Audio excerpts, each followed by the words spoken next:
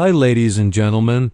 Welcome once again to Ancient Epics, the place where the greatest stories of humanity come back to life. Long before the rise of empires whose names still echo in stone, there stood upon the plains of southern Mesopotamia a city whose ambition reached beyond the horizon. Clay tablets buried beneath the sands whisper of towers that were not merely buildings but cosmic statements, attempts to stitch earth to heaven. One such tower, remembered in sacred memory as the Tower of Babel, was said to rise so high that the sky itself trembled at its shadow. The shocking truth preserved by archaeology is that such towers truly existed ziggurats of fired brick and bitumen, layered like artificial mountains, aligned with the stars, dominating cities older than most written myths.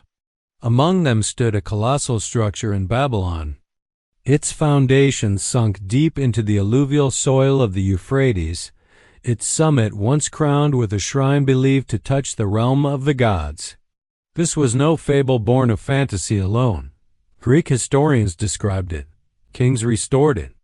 Astronomer priests measured the heavens from its terraces. Yet the memory that endured was darker, a tale of shattered unity, of languages torn apart, of divine judgment falling not with fire, but with confusion. The Tower of Babel remains one of humanity's most haunting symbols, a monument to unity, ambition, and the fragile boundary between reverence and defiance. In the ancient world, the land between the Tigris and the Euphrates was a miracle shaped by water and sun. Seasonal floods laid down rich silt, turning flat plains into fields of barley and wheat. Villages grew into cities, and cities into powers whose rulers called themselves shepherds of mankind. Mud brick was the gift of this land, formed from clay, straw, and water, baked under relentless skies. Stone was scarce, and so the people built upward with what the earth provided, learning to fire bricks in kilns and bind them with black bitumen drawn from natural seepages along the rivers. From this ingenuity rose the ziggurat, a stepped tower meant to mirror the sacred mountain, the cosmic axis believed to anchor the universe.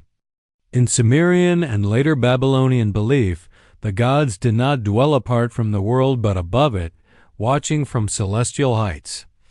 A ziggurat was not built for human ascent alone. It was a stairway prepared for divine descent. Each tier represented an ordered level of the cosmos, and at the summit stood a sanctuary, modest in size yet immense in meaning. The ziggurat known as Etemenanki, whose name translates as House of the Foundation of Heaven and Earth, stood at the heart of Babylon. Archaeological remains and ancient texts suggest it rose in 7 stages, possibly reaching a height of over 90 meters, a staggering achievement for its time. Its orientation followed the cardinal directions, and its rituals were bound to the movement of planets and stars, reflecting a priesthood deeply skilled in astronomy. Babylon itself was a crossroads of humanity. Merchants arrived with lapis lazuli from distant Afghanistan, cedar from the mountains of Lebanon, copper from Oman, and gold from lands known only by rumor. Languages mingled in its markets, customs overlapped, and ideas flowed as freely as the river beside its walls. This diversity was not chaos but vitality, a living tapestry woven from many peoples. Yet it was precisely this unity and multiplicity that later tradition would transform into a warning. The ancient Hebrew narrative preserved in sacred scripture tells of a time when all humanity spoke a single language and shared a common purpose. In that age, the people journeyed eastward and settled upon a plain where they resolved to build a city and a tower whose top would reach the heavens. Their aim was remembrance and permanence, a name that would not be scattered by time or distance. Brick replaced stone, and bitumen replaced mortar, reflecting a Mesopotamian setting known intimately to the scribes who preserved the tale. The tower rose not merely as architecture, but as intention and assertion of human capability in the face of divine order. Within this tradition, the response from the divine was not rage but judgment shaped by wisdom. The unity of language that enabled collective ambition was altered, not to destroy humanity, but to humble it. Speech fractured into many tongues, cooperation dissolved into confusion, and the builders were scattered across the earth. The city was remembered as Babel, a name linked through wordplay to confusion, though historically tied to Bab-Eli, the gate of the god. In this delicate overlap of language and meaning, myth and history entwined. Other cultures carried parallel memories. Mesopotamian texts speak of a golden age when humanity shared one speech, and of a later time when a god disrupted this unity. In these accounts, the shattering of language was not a curse, but a reordering of the world, ensuring balance between divine authority and human aspiration. Such stories reflect a shared ancient anxiety, that unchecked unity, when driven by pride rather than harmony, could destabilize the cosmic order. Astronomical records found in Babylon reveal a civilization intensely focused on the heavens. Priests charted the paths of Venus, recorded lunar eclipses, and named constellations that still endure in modern star maps. From the terraces of their towers, they observed the sky as a living script written by the gods. The ziggurat was thus both sacred architecture and scientific instrument, a place where ritual and observation converged. This dual purpose deepened its symbolism. To build higher was not merely to challenge heaven, but to seek knowledge of it, yet the earth itself imposed limits. The alluvial soil of Mesopotamia was unstable, demanding constant repair. Ziggurats required endless restoration, their bricks eroded by rain and time. Kings boasted not only of building but of rebuilding, of restoring foundations laid by ancestors long forgotten. The tower was never truly finished, always demanding humility before decay. In this reality, the myth finds a quiet echo. Human effort, however grand, remains bound to the cycles of nature. As centuries passed, Babylon fell and rose again. Assyrians conquered it, Persians honored it, and later conquerors marveled at its ruins. By the time classical writers described the Great Tower, it had already suffered collapse, its bricks scavenged, its summit lost.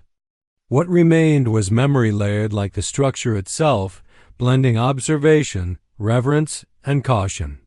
The Tower of Babel endured not because it reached heaven, but because it revealed something essential about humanity's relationship with power, unity, and the sacred.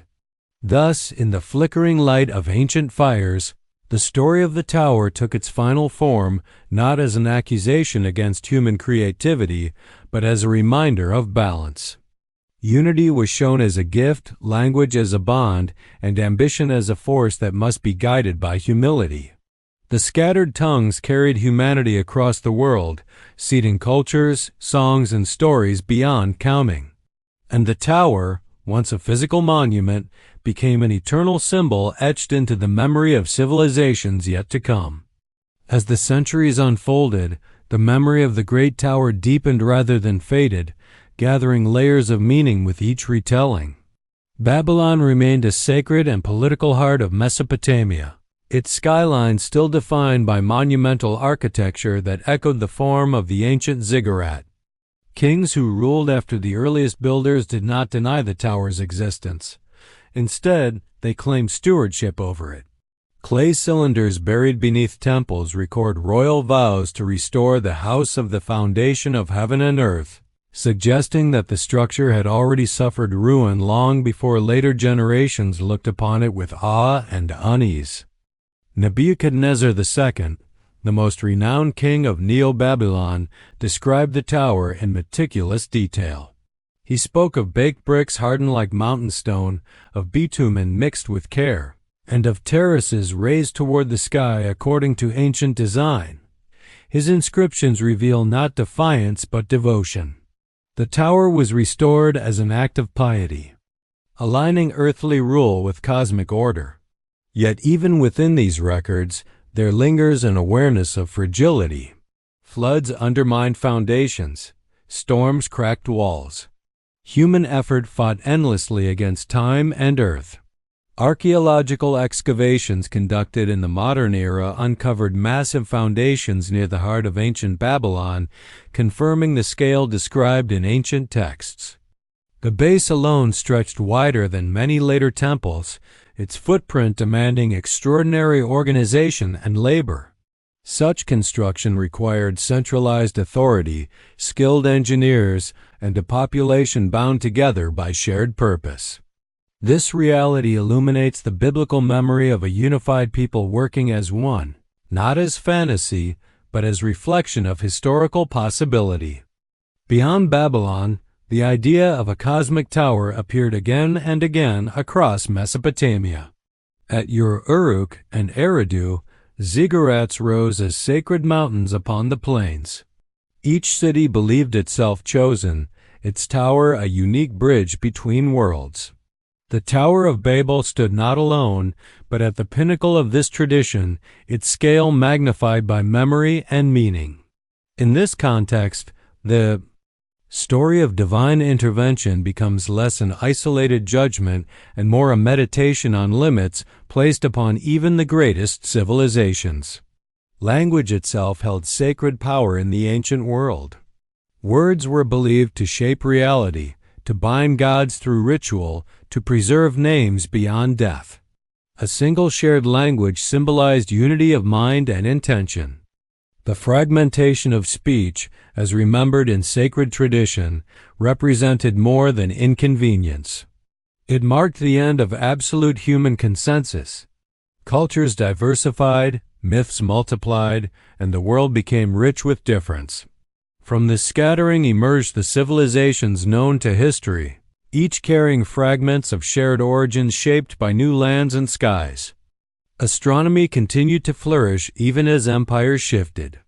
Babylonian scholars refined star catalogs, divided the sky into constellations, and tracked celestial cycles with astonishing precision. These observations influenced neighboring cultures, traveling westward into Greek thought and eastward along ancient trade routes. The heavens observed from the tower's heights became a shared heritage of humanity, enduring long after the bricks themselves crumbled. In this way, the tower's purpose was fulfilled indirectly, not by reaching the divine realm, but by expanding human understanding of the cosmos. Theological reflection within later traditions treated the Tower of Babel with care and reverence. The story was not preserved as mockery of human achievement, but as instruction shaped by compassion. Divine wisdom was portrayed as guiding humanity away from a singular dominance that could lead to oppression. Diversity of language became a means of mercy, allowing cultures to grow independently rather than under one overwhelming authority. Unity was not destroyed, but transformed into plurality balanced by shared origin. Geography played its silent role as well. Mesopotamia's openness made it a natural corridor for migration.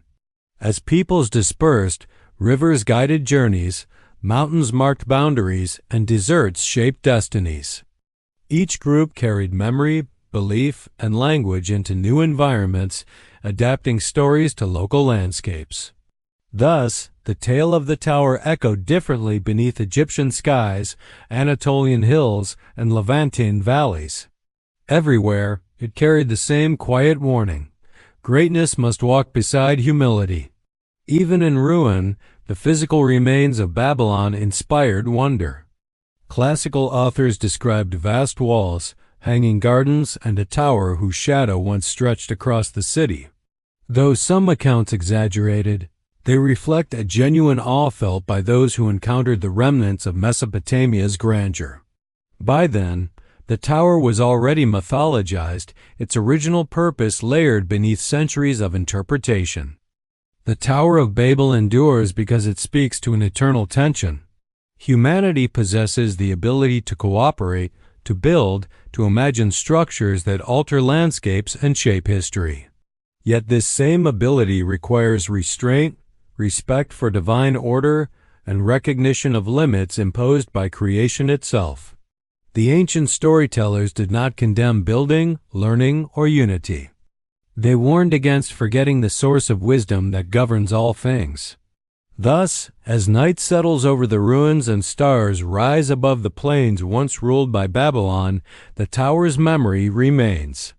It stands unseen yet undiminished, not of brick and bitumen, but of meaning. It reminds every age that language can unite or divide, that ambition can elevate or unravel, and that the path between earth and heaven is not climbed by height alone, but by humility, balance, and reverence carried within the human heart. As time drifted onward like the slow current of the Euphrates, the land that once held Babylon surrendered itself to silence. Wind carried sand across fallen walls, and the cries of markets faded into legend. Yet the Tower of Babel did not vanish.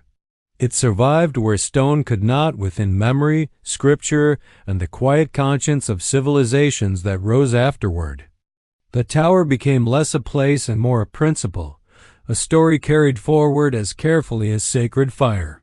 Later generations no longer sought to rebuild the tower as it once stood. Instead, they rebuilt meaning around it. Scholars, scribes, and theologians treated the narrative with solemn respect, recognizing it as a mirror reflecting humanity's deepest questions. How far may ambition rise before it forgets reverence? When does unity strengthen the world, and when does it threaten balance? The tower offered no simple answers, only a framework through which wisdom could be passed from age to age. In Jewish tradition, the story was preserved with restraint and dignity. The divine act was not framed as cruelty but as correction and adjustment to human course. Language, once singular, became many, not as punishment alone, but as a means for humanity to spread across the earth and fulfill a broader destiny. Each language carried beauty, memory, and sacred potential. From fragmentation came richness, from confusion came diversity, and from scattering came the fullness of human history. Islamic tradition also remembered the lessons of ancient peoples with deep reverence. While the Quran does not recount the Tower of Babel directly, it repeatedly emphasizes that diversity of tongues and nations is a sign of divine wisdom, not error. Human arrogance and forgetfulness are cautioned against, while humility before the Creator is elevated as the highest virtue. In this shared moral landscape, the tower's warning aligns harmoniously with the broader message of divine guidance found across revealed traditions. Christian theologians later reflected upon Babel as a moment that revealed both human limitation and divine mercy. Some contrasted it with later stories of reconciliation and understanding, where diversity of language no longer divided hearts. In these interpretations, the tower stood not as an endpoint, but as a stage within a greater unfolding of sacred history, one where confusion would one day give way to mutual recognition and peace. Modern archaeology, carefully brushing dust from ancient bricks, has added quiet confirmation rather than contradiction. Excavations at Babylon revealed vast processional ways, monumental gates, and temple precincts organized with mathematical precision.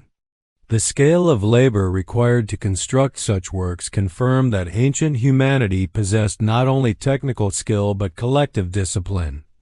These findings do not diminish the myth. They ground it. The tower's story is powerful precisely because it stands at the crossroads of history and symbolism. Even the materials of the tower speak softly of its meaning. Clay, shaped by human hands, hardened by fire, yet always vulnerable to water and time, reflects humanity itself capable of endurance, yet never eternal.